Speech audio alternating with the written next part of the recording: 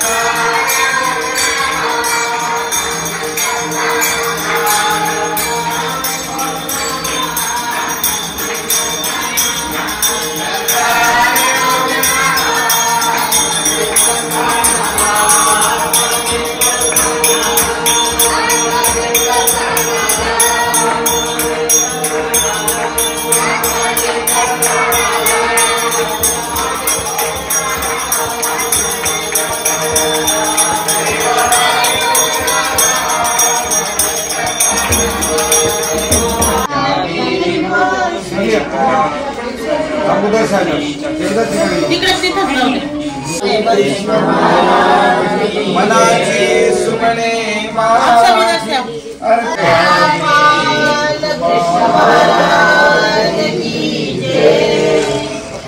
प्रभु जी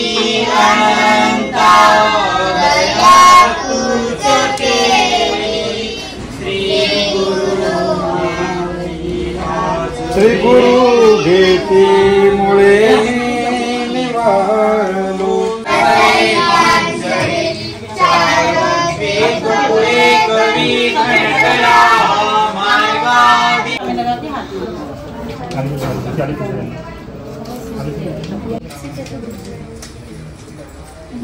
पंचाळेश्वरी गौतमी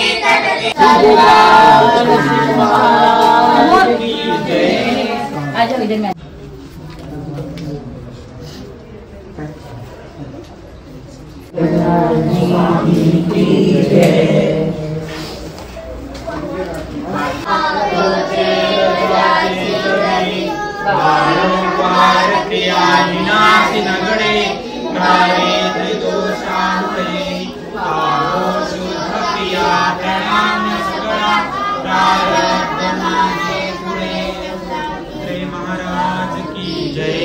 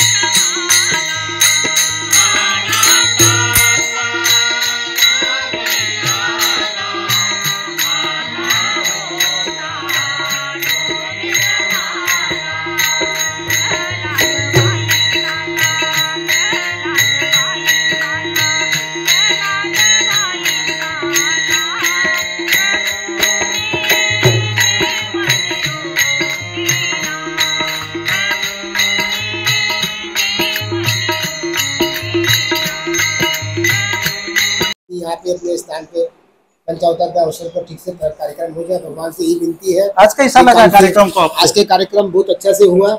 जय श्री चक्रधर स्वामी की जय।